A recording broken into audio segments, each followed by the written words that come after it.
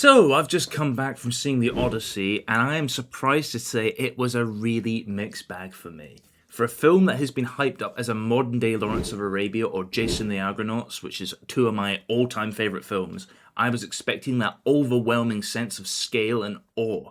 Instead, it felt oddly small. For a story as vast as the Odyssey, I expected to come away feeling like I'd experienced an entire lifetime of adventures, maybe something 10 hours long or something, but instead there was only a handful of shots that weren't close-ups or waist-up compositions, and I rarely got that sense of geography or scale, or the feeling that Sidious was travelling across an enormous, dangerous world, and I never got that grand, sweeping feeling you associate with those great epics of the 50s and 60s. Nothing that reminded me of David Lean's eye for scale and spectacle, and I would have thought that a director of Nolan's filmography could absolutely pull off a film of that calibre, but for me it was a real letdown. So many of the scenes felt strangely underwhelming. I couldn't help wondering what someone like Robert Eggers or Denis Villeneuve would have done with the same script and budget. Or even Mel Gibson. My God, can you imagine this movie with mostly unknown actors speaking ancient Greek in the same immersive way Apocalypto used mines? It would have been incredible. That said, Samantha Morton was phenomenal. Holy shit, that Cersei sequence was easily the highlight in the film. She was incredibly unnerving, and I was on the edge of my seat the entire time. Best performance in the film by a mile. Needs to have an Oscar for that. Incredible. My biggest issue of the film was that it felt like it was simply just ticking boxes, rushing from one famous episode of the poem to the next without letting any of them breathe. It actually reminded me of Ridley Scott's Napoleon, and anyone who knows me knows that is an absolutely brutal comparison because I despise that film with every fibre of my being. Napoleon took one of history's most fascinating, endearing characters, and one of my personal favourites, and simply raced through all the highlights of his film without allowing a single moment to resonate. The Odyssey falls into that same trap. Every iconic moment feels like it's just there because it has to be there, not because the film is necessarily interested in exploring it. And coming off the back of a film like Oppenheimer, this felt surprisingly undercooked. Take the journey to Hades, for example, where Cersei describes it as a place where fire meets snow, and we get this really decent establishing shot of a distant volcanic mountain. And I thought, here we go, we're finally going to get something really cool. And then they arrive, and Hades is basically just a black sand beach. That's it. I would have expected Nolan to have an absolute field day visualizing one of the most haunting locations in mythology, but it never really went anywhere.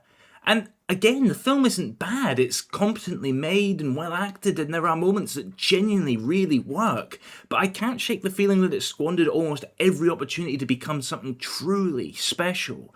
And I usually try to stay positive on this channel because I think online film discourse can be relentlessly negative. But I honestly don't have that many positives to talk about here. So what I will say is that I like that Sidious isn't some flawless, squeaky clean hero. He shoots the Cyclops after they've already escaped the cave, and his second in command basically goes, "What the hell have you done?" And Sidious just replies, "He killed our men." Well, yeah, but brother, you also wandered into his cave, ate his food, and were planning on stealing his sheep. I mean, he's a deeply flawed character, and that's exactly why he's so compelling. And it has been a long time since I read the Odyssey last, but there is a reason why this story has endured for nearly 3,000 years. These characters feel really human, and I love the way that the film explored Sidious's PTSD, with his trauma stemming not just from the war itself, but from the role he played in Troy, the man who conceived the horse, opened the gates and then watched the men he let in cause horrific war crimes, and then spent years watching his own decisions cost the lives of the men under his command. That is so fascinating, especially when historians are still debating whether ancient warriors experienced something we'd now recognise as PTSD. I really enjoyed seeing Nolan explore that, which makes it even more frustrating that so many of his defining moments are rushed. I cannot believe that they left out the nobody reveal with the Cyclops. That is one of my favourite moments in all of fiction. It is such a brilliant payoff, and its absence genuinely baffled me. And then there's Argus. Here's the dog who has waited 20 years for his master to return home. He finally sees Sidious again, recognizing him instantly, and dies. And it is one of the most heartbreaking moments in the entire poem. And yes, it's very short and happens very quickly in the poem, but here it's over in about 20 seconds before the film has moved on to the next thing. And it actually reminded me, and I can't believe I'm going to say this, but it actually reminded me of that god-awful Talia death scene in The Dark Knight Rises, which is a hilarious throwback to that gem. The same goes for Calypso, right? Where Osiris discovers he's been stranded on her island with her with amnesia for like 7 years. A revelation that should completely shake his world, but the film barely pauses to explore it before we're on to the next episode. And just to be clear, I say all of this as someone who genuinely loves Nolan's filmography. I have seen all of his films, including his student films. I love the scale and the human drama of films like Interstellar and Oppenheimer. They are both masterpieces to me, and they are some of the greatest films that have ever been made. The only one I didn't like of Nolan's was Tenet, and it didn't really work for me because mainly I couldn't understand what anyone was saying in that film, but I've always admired his ambition, and I think that's why this film felt so underwhelming. And maybe it's me. Maybe my expectations were unfairly high because I believed the hype and the reviews and the comparisons to films that I love, like Jason the Argonauts and Lawrence of Arabia.